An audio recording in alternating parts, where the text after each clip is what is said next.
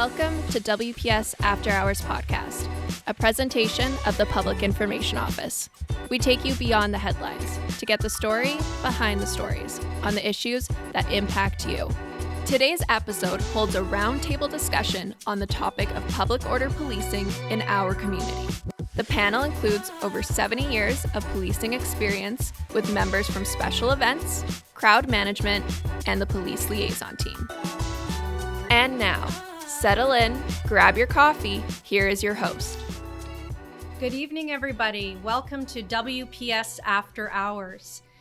Today's podcast is special because we have more guests than we typically have. I'm here to wrangle up this table by myself, and today we're going to be talking about the fundamental concept of public order policing within the community, talking about what it is, what it isn't, talk about some planning, and I'd like to start by introducing our guests because we have over 70 years worth of Winnipeg Police Service expertise combined at this table. I'd like to begin with introducing at the end here Sergeant Colin Smith. He's a member of our crowd management unit, and we will get into that aspect of public order policing shortly, as well as Constable Rachel Vertone, Indigenous Partnership Constable and Police Liaison Team member. So thank you very much for joining us. My name's Danny McKinnon. I work in the Public Information Office. I'm a constable. And over to my right is Patrol Sergeant Brian Wurm. He's in our special events section of the Winnipeg Police Service.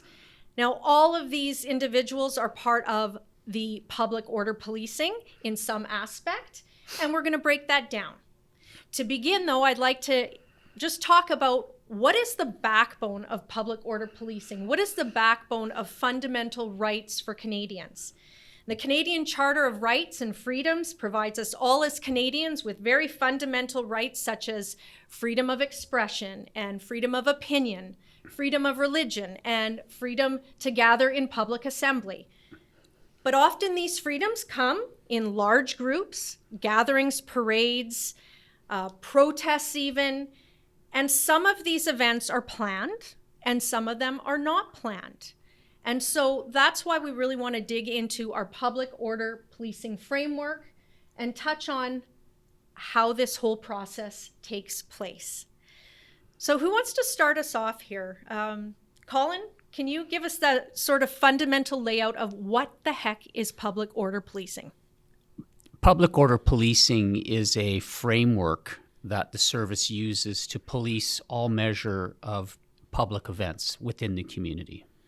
And during that framework, let's talk about the pieces that make up that framework. Well, I think the best answer to that is there's several units in our contemporary framework that essentially deal with three components of any public event. And I think it's best described as a pre-event, during the event, and a post-event.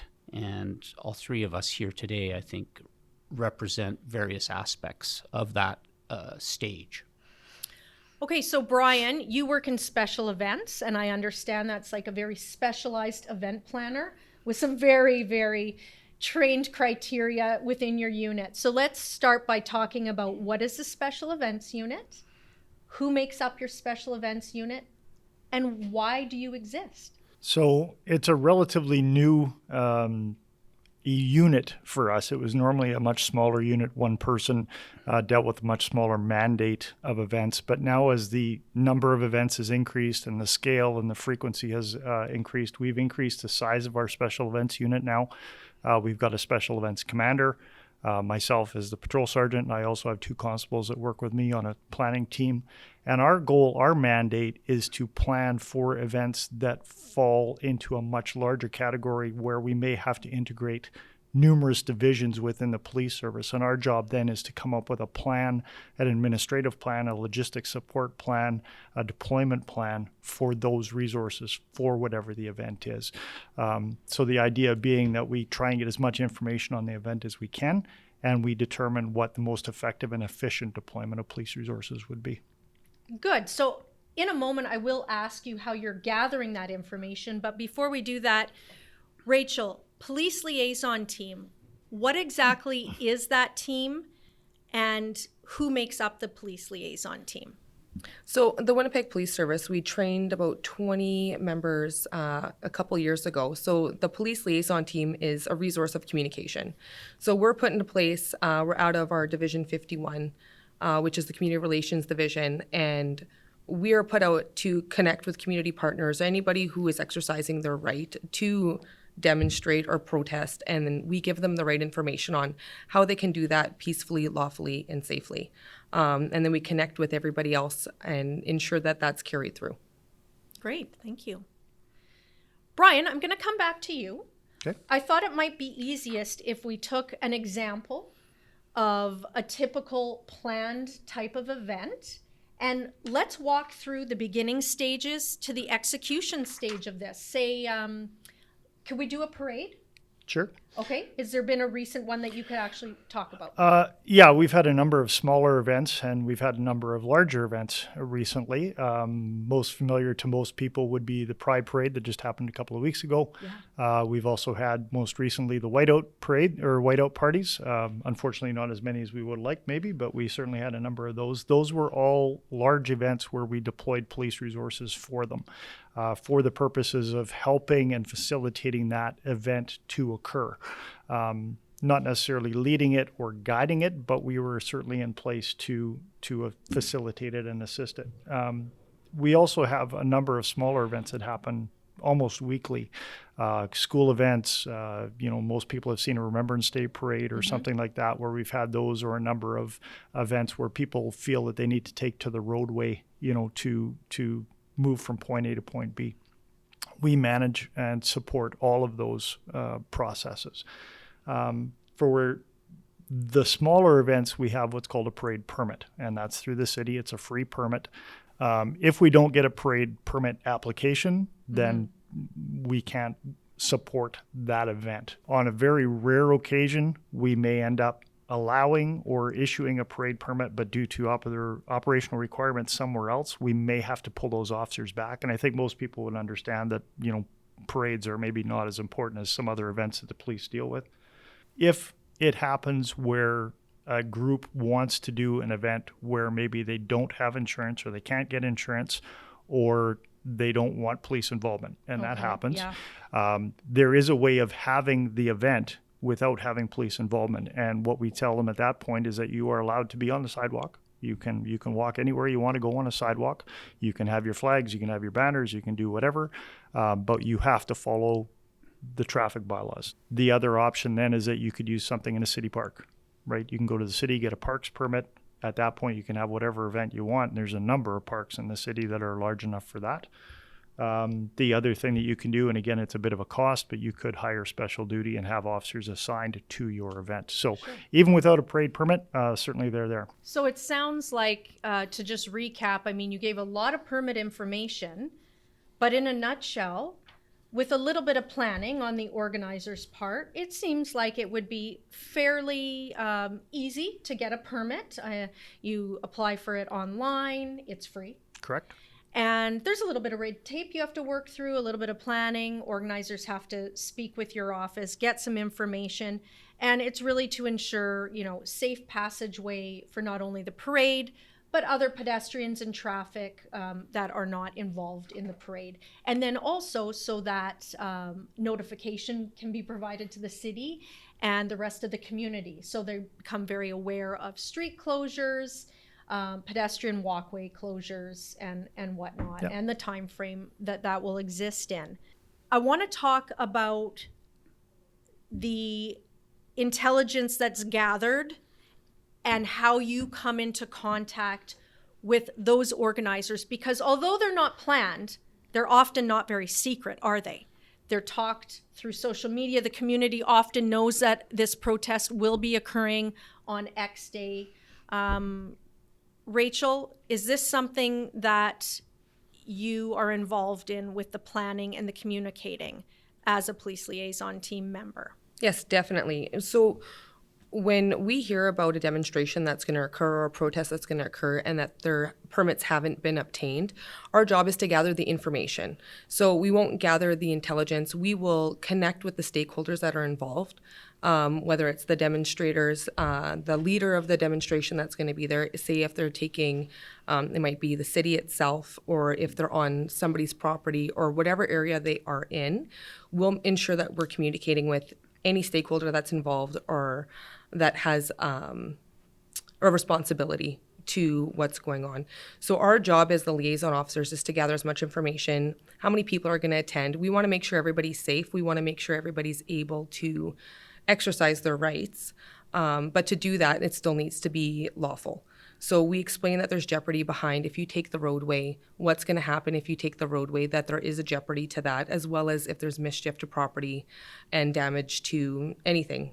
So we are very forthcoming with the jeopardy that comes with not following the law, but also that you're able to exercise your right to demonstrate and to gather in groups. So things such as wearing masks and covering your faces when you're demonstrating, damaging property, taking the roadways. There's a whole lot of information that's provided. We give the demonstrators and the stakeholders what their responsibilities are when they're exercising their right and the expectation of lawful, peaceful, and safe. And by doing that, I feel like it really opens up the communication to have for next time to go through the permit route and to understand that, you know, if we have the time and we have the resources, we're able to assist people on exercising their rights and to do so lawfully and peacefully and safely. Colin, you're shaking your head. Talk us into this a little deeper. Okay, so I think what Brian and Rachel have done is sort of set the stage for how information comes in. And our modern approach, historically, when I joined crowd management in 2003, it was a reactive unit. There was a protest, the police were perhaps monitoring it, and then the crowd did something and the police reacted.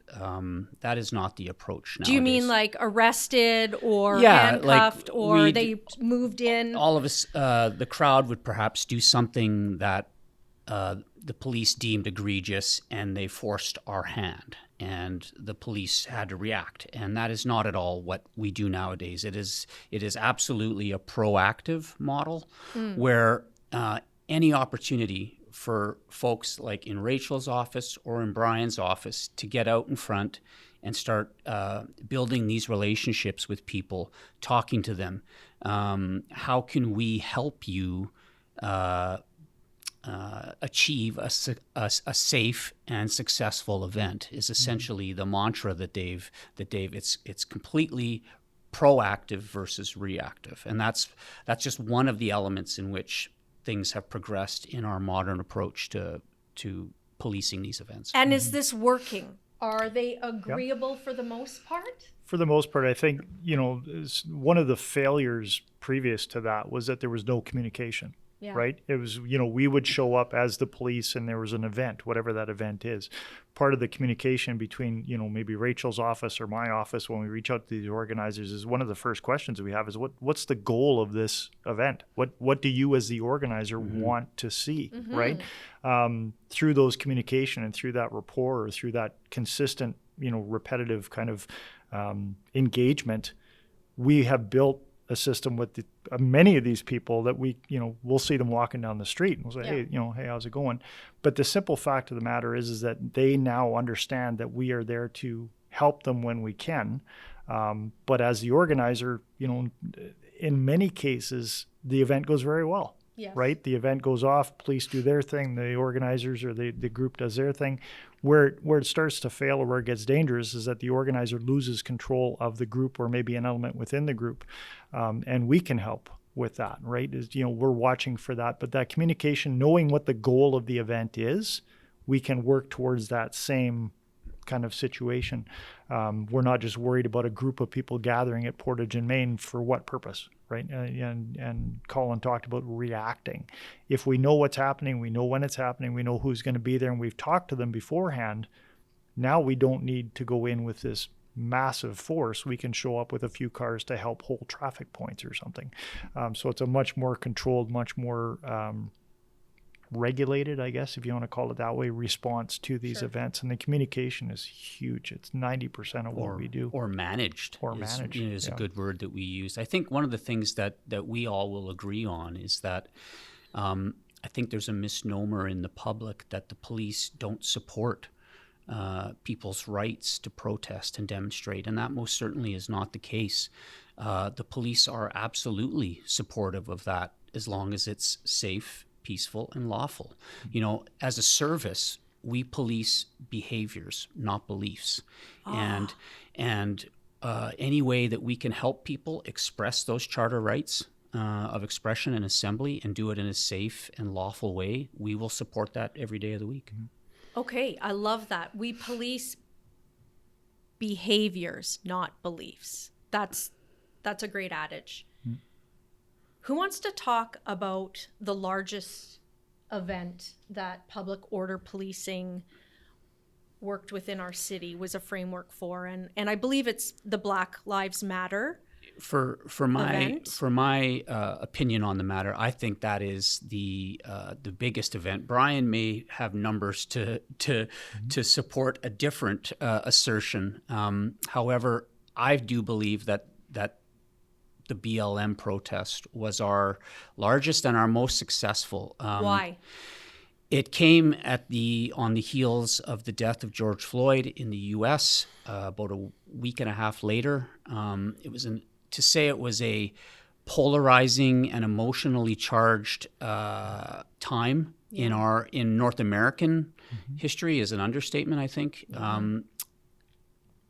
It was a collection of people who were lawfully protesting beliefs as it pertains to policing. And as such, to police an event that is organized to protest the very existence of policing is challenging, to say the least. And in my opinion, I thought we did superbly. We were there in an extremely large deployment, able to react and respond, to protect people, to ensure order, to ensure it was peaceful. But yet we did so in a way that we didn't incite anyone with regard to the fractured relationship, perhaps, between police and the community that often exists within North America. So there wasn't one arrest. There wasn't any property damage, as far as I'm aware. I think the police would describe it as a successful deployment, and I think the event organizers will have felt as if their goals were achieved. And in the end, if it's a peaceful outcome, I don't know how that isn't a successful outcome. Yeah, thank you so certainly much.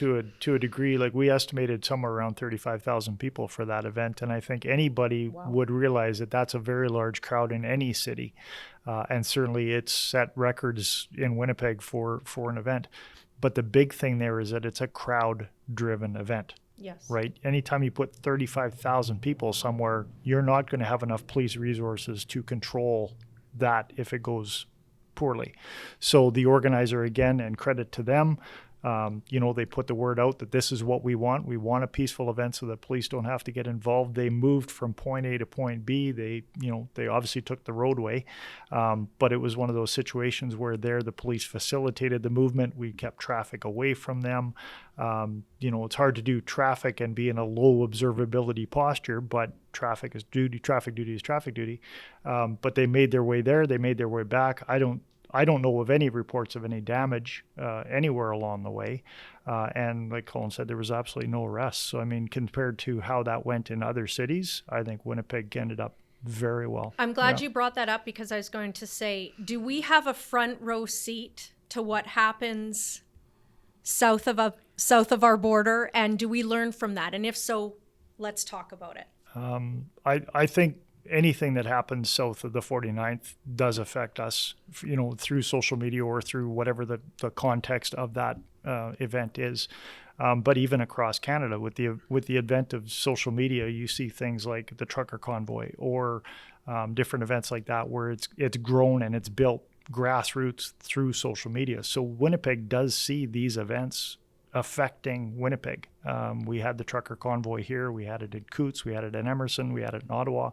But I think through the use of this CACP framework and the PLTs and the planning, we come up with a very robust plan that can be endorsed to the membership, and they buy in, right? I mean, it's very difficult if we're trying to tell somebody to do something they don't want to do, they're not going to go for it. But over the last few years since Black Lives Matter, we've proven that this works. Mm-hmm. The framework is substantial. Mm-hmm. It allows the planning team to have something to work with. It allows us to go and brief our members that are going out to these events. And we've now got a history of success where we can now go to these members and say, this works if we do it our way. Certainly policing in a public order context is different than just policing on a regular everyday basis. If I see somebody breaking a window, while I'm walking down the street on general patrol, they're going to get arrested. But if I see somebody breaking a window during a protest where I've got 35,000 people, you may incite the crowd to do that. So you got to be very careful about how you do it. And I think the way we're doing it right now is working very well. And thank you again for bringing that point up, because the public does not always agree with the idea of public order policing. They feel like you're giving in, we're giving in.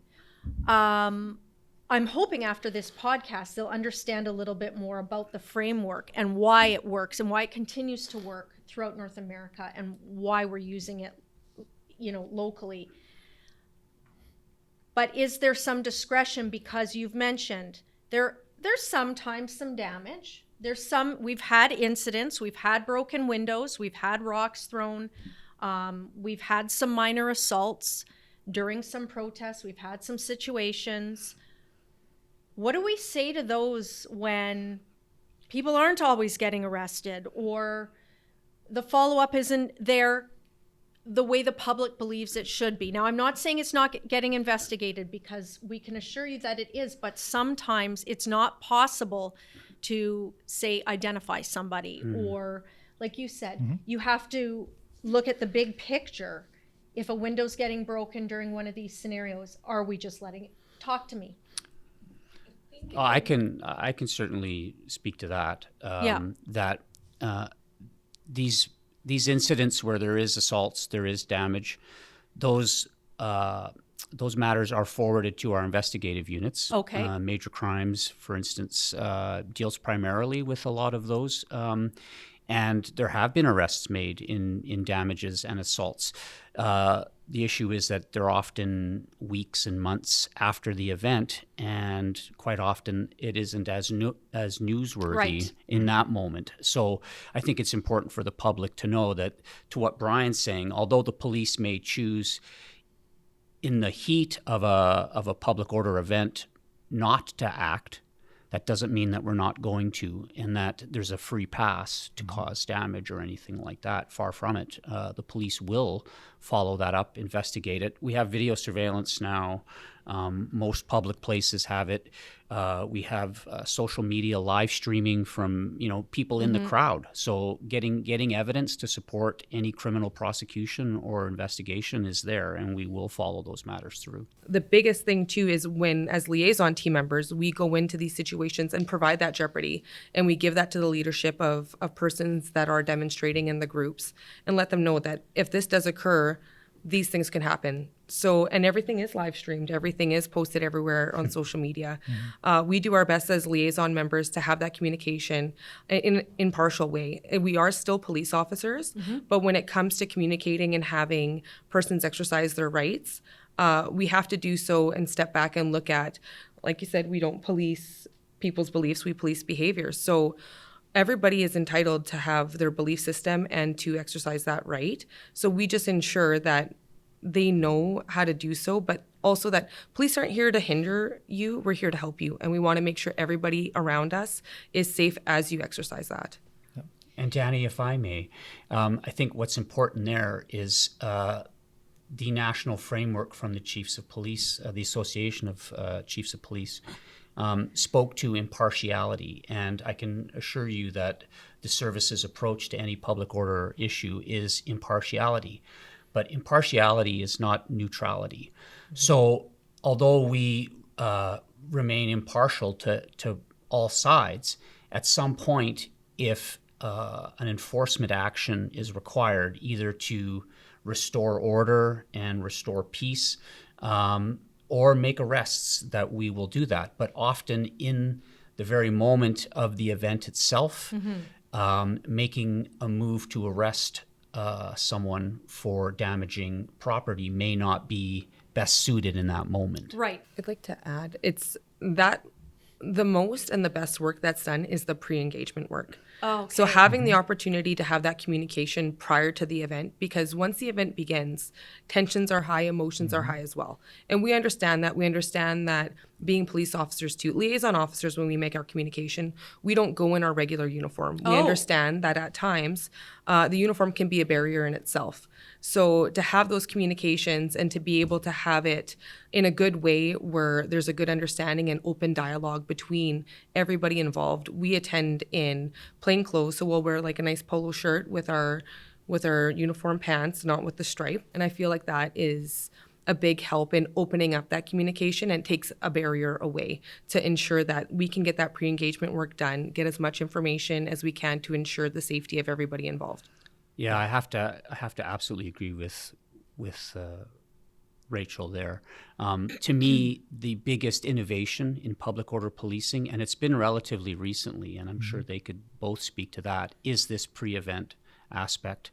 The ability of special events and PLT working hand in hand to proactively engage with the community, with organization leaders, build those relationships. And it doesn't stop. It isn't like they work with them in the pre-event. It's as we get to the event day and as we're working through it, the communication there is absolutely massive. And it's been such a game changer in the way police manage these events, that getting out in front and working with people and constantly liaising with them, it's nonstop for them. Yeah, and I would say probably one of the worst events that we've run into on a regular basis is that you'll have an event, whatever that event is, and then you'll have a group that wants to counter that event, right? So we may put 2 police liaison teams on the ground to talk to both sides, right? And then again, the organizer wants to have a peaceful, lawful, safe event. The other group may want to prevent that, right? But that communication again between those 2 groups is can you go to that side of the street, or can you go down the block or something, and you can have your event there and you can have your event there, right? Everybody sees each group, everybody knows that they have a group or a message to get out there. But it's really the boots on the ground from the PLTs that can now provide information to the event commander or the site officer saying, we've got good communication with this group. They're in control. We know what's happening. But we have had situations where the 2 groups engaged, right, to those elements that maybe aren't listening to the organizer. And you may have to put, a crowd management line of troops just down the sidewalk for a minimum amount of time, just till everybody kind of cools down. They kind of realize, okay, this isn't where we want to go with this. And we have, in recent history, put crowd management, public order policing in place, and we've been very successful at it. Mm-hmm. Good. Yeah, I think to what Brian's getting at, it's policing a crowd is like policing generally speaking, and at times we may have to apply force. Now, force means we may have to implement tactics to disperse the crowd and that sort of thing. That's an extremely rare, certainly in Winnipeg, outcome, and it's something that the PLTs and special events is working to avoid, because they've built a relationship where we can, facilitate a successful event. However, Brian's office will start a risk analysis right at ground zero and assessing what are the risks, what could go wrong, and they have to be prepared for it. And that will be implementing contingencies so that if disorder starts to appear on the horizon or seems imminent, they're able to initiate the incident command. The incident commander Oh, good. I'm glad you brought that will up. be able but then it all comes back to the PLTs who are engaging with leaders and people at the event to say, we're seeing concerning behaviors. Police are going to be forced to react here, and in work to restore order. So you've made a couple things very apparent, but one of them is, Brian, your office, special events. So just in case everyone's like, what's Brian's office? Well, you guys are obviously the juice. You're the pre-planning juice. I don't know about that, but let's I want sure. to talk about... You mentioned incident command, so I'm getting a sense it's just more than you just scrolling through some social media. Like, talk about incident command, if you will. So How much you can talk about it. So part of it, and again, I won't get into tactics, but very simply, if we become aware of an event, whether somebody calls us or we see it on social media, or the PLTs are talking to somebody saying, hey, we're having an event on such and such a date, we will start to collect information on that. Right? When is it? Where is it? How many people are coming? What's the group? And if we can engage, with the police liaison teams, say, hey, can you contact the organizer and see what's going on? Some groups will purposely try and keep that secret, right? Sure. That automatically becomes part of our risk assessment, right? Why are they keeping it secret? If we know what's happening, it's a group that we dealt with on a previous occasion, or it's an annual event or something like that, that makes it a little bit easier. We can go back to our after action reports, which have been mentioned, and say, what happened last year, right? Is this kind of similar to what we saw? We will start looking at what's happening in the world, right? What happened on what was the media story last night, or what's the current, take on, 450 Broadway on this event, or 510 Main Street, or, Sure. What does the public see? So that all becomes part of our risk assessment. And if it's a low risk event, obviously the easier the job is, the fewer people you need to do it. And I don't think that's a surprise to anybody. What would be a high-risk event? A high-risk event would be something like the Black Lives Matter, right? Okay. Where you've got a situation where maybe the organizers aren't talking to you, right? That would be a problem in that we don't know, so we have to overstaff. Sure. Right? Because we don't know where it's going, or how long it's going to be, or how long it's going to last, or, that sort of thing. Even the whiteout party, to a certain degree, could be a high-risk event, depending on who you talk to and how you assess it, right? Anytime you put a crowd together and now you start adding alcohol and a certain, emotional response, right? All of a sudden, now you're in game 7 overtime and you lose, somebody's going to be upset. Maybe me. But it's one of those situations where, again, you won't be able to plan for it. So we try and get as much information as we can. Some of that information is from the organizer. Some of it is from what we find. To kind of give you some idea of numbers, just as of this morning, we're at 235 events that we've either monitored or managed this year. And through the efforts of the police liaison teams and ourselves, we've managed not to put police resources at almost 50% of those events. Okay. So that alone saves us from having to go to these different events and put a car or two there and have them say, well, there's nothing going on here, right? So those units are now allowed to go do other duties or other community events or Other whatever is going proactive on, work, right? sure. The other 48% of the events we've had somebody go to, right? And that might be just the police liaison teams going to meet with these people and say, hey, what's going on? Or maybe them plus maybe a community support unit or something, where it's a small response just to help out, maybe block a road or something. But the management of those different events, it's significant if you can turn off 50% of the police responses to some of these events. The other ones, they're big, right? Between, Some of them you can't whiteout parties and Pride Parade and that sort of thing. Yeah. It's a significant planning process to get into the dozens of officers. Is diversity important in your unit, and why? Well, Why does that benefit? Being able to have diversity in our unit and that trauma-informed response and the way that we communicate and an understanding, I think it's invaluable with where it gets my teammates and I in communicating. Being able to have diverse people, diverse community backgrounds. A lot of the time people don't understand that a lot of our officers don't come from well-to-do places, and they have experienced similar struggles that persons that are demonstrating have experienced. And being able to have that perspective and the communication about that, and humanizes us. Like, we are humans as well. We are people. We do feel, and we do invest a lot into this. We want nothing but for everybody to be safe. And I think that comes through in our communication, and being a diverse group of people, that helps as well. An extension of that one of the elements within the framework that the service is applying is an educational piece, and the PLTs and special events, and then really every member of the service, but certainly the heavy lifting is with the PLTs and special events. They're trying to gain some understanding of what the issues are at play. Often we have groups from the same country who have very strong conflicts between them, Right.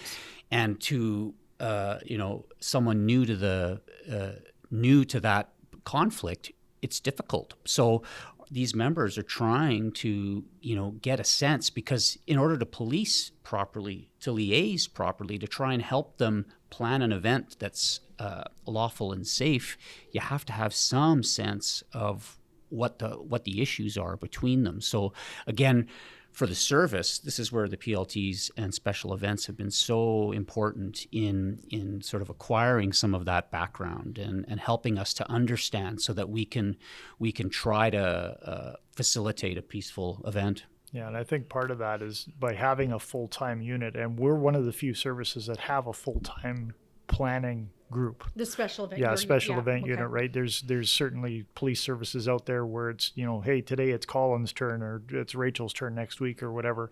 So by having that full-time unit in there, again, we've got that repetitive ability to follow up. We've got after action reports that we're filling out. But the other thing that we haven't really mentioned is that, we talk about policing the event itself and the rights of the people that are in the event. The other thing we have to be careful of is that, the citizens, the public, Yes. has rights to Yeah. unhindered passage, or the rights to, have their thing as well. So just because you want to go have an event, and now police may have to show up to facilitate moving traffic around that Right. event, right? You're not allowed just to stop traffic per se.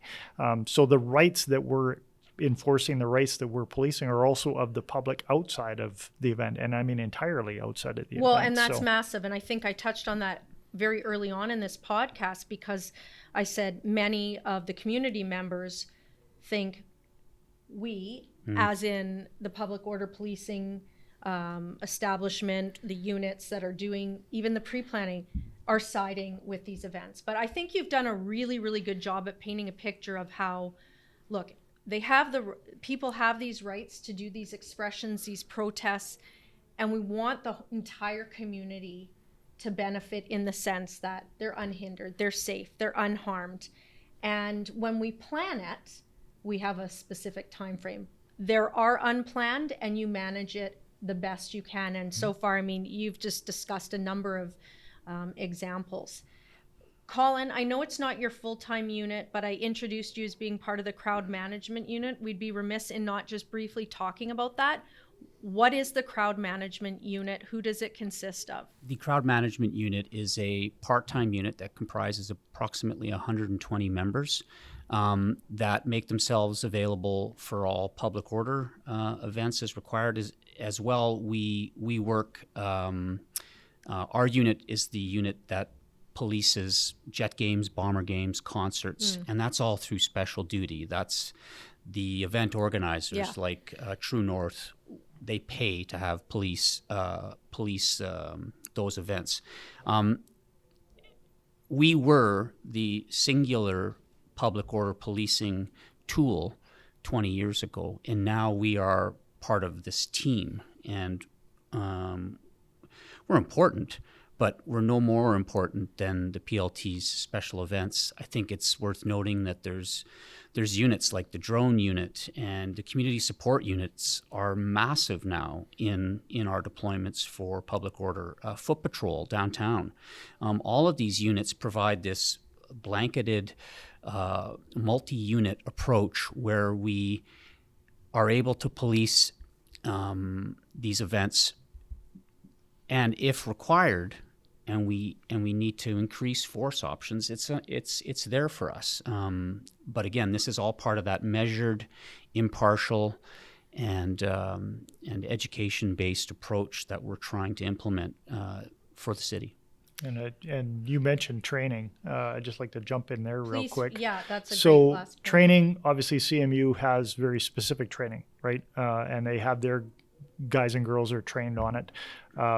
We've implemented some training within the special events unit as well. So we have the operational planning course. We've trained almost 100 officers in that, some of which are the CMU officers and police liaison teams. We've also trained site officers, so they act as an intermediate between the event commander and the troops and the resources that are on the ground. So they've been trained in this, and again, they've been brought up to speed on the CACP framework and why we do what we do. Some of our members in our special events unit have done the PLT training. So again, there's all this, call it cross-pollination if you want to do it. It's basically what it is. It's, what you guys are being trained on, we've are aware of, you're aware of what we're doing or why we're doing it and how we're doing it. And then as that training expands out into the membership, it becomes much more supported. Yeah. I think we could probably go another hour, but we can't. So I'll do a statement and then a question to finish. So I'm hoping our audience has a better idea of what the concept of public order policing is. Who benefits from it on both sides, the people that are involved in the events and the public who's not involved, the planning that goes into it, the communication that goes into it, the execution that goes into it. And I'd like to just ask you all a final question and put you right on the spot. No, sure. I want to ask you all the same question. Why do you love being part of this strategy, this framework, whether it's just specifically in your unit, or just tell me what you really enjoy about it and why you stay doing this I'm work. smiling, so I'll go first You if do I like may. this stuff. Maybe give you guys time He to loves come this up stuff. with an answer. It's honestly, for I don't know how many bomber games and jet games, there's an energy and an excitement and an exhilaration at so many different crowd-based events that I prefer working a jet game than going as a fan. I don't know. There's something about being part of the I know it's ridiculous, but there's an energy to it, and I see it. I see it in the special events office, in the PLTs. It's a group of people. It's our team coming together to pull off a successful event, and you feel like you're part of the event. And we get all kinds of. I've done things from Olympic torch relays to Prince Charles visits to just recently we were here when the Prime Minister. So you get all these really unique experiences. I gotta say, I love the relationships that come with being a liaison, being in community policing, Indigenous partnerships as well. That's what keeps me going. I love the people that I meet, the people I get to talk to, the different perspectives that I get to learn, and then I get to imply in my own life and then to utilize. I love the teams that we work with and how great you see when it works out where demonstrators get to lawfully and peacefully demonstrate and do so safely, everybody around safe. Nothing is better than at the end of the day when everything goes beautifully. Everybody feels good about the event. Everybody's happy that from the start to the finish of the communication that's happened, the difference that they feel the communication with police was, because that may not have been the opinion going in, but at the end of the event, they're like, oh, wow, this is not what I thought it was going to be, and I like the way this turned out. So I find that extremely fulfilling. And the relationships and just how it's been working. It works great. You always have a smile on your face, so I'm assuming it's very personally rewarding, but very externally as you see the community pulling together, and you know that you were part of that and your team was part of that. So thank you so much. Brian Wurm, why is this your jam? I think, I stand on the shoulder of giants. When I came to the unit 4 years ago, I was a single officer. And now, like I said, we've got a team behind us, and we're implementing with a number of other units. and I like anybody else like to be involved in something that's successful, and we're building on that success. But on a personal level, I've been almost 30 years in uniform, either with my military time or with the police. And in both uniforms, I wore the Canadian flag. I think that's very important. It's seen in the world as important. And I think people here in Winnipeg like that they can be in Canada doing what they see as their rights and their abilities, because there's many, many countries out in the world that this would be, well, let's go with not allowed, and we'll stay there. And we're very grateful. And we are very lucky to be where we are, and it's good in this situation where we can support people to do that. So that's my jam. That is such a fitting way to end this all. That actually made me feel a little choked. Like, that got to the heart of it, right? So You got me, Brian. You got me. Thank you, Colin, Rachel, Brian. Thanks for having us. We Yes, appreciate you coming. I hope we've explained a little bit more about public order policing, and we will have show notes. I hope you will like and share this podcast. Thank you. Thank you for listening to WPS After Hours. Highlights and links referenced in this episode can be found in our show notes. Please subscribe and share.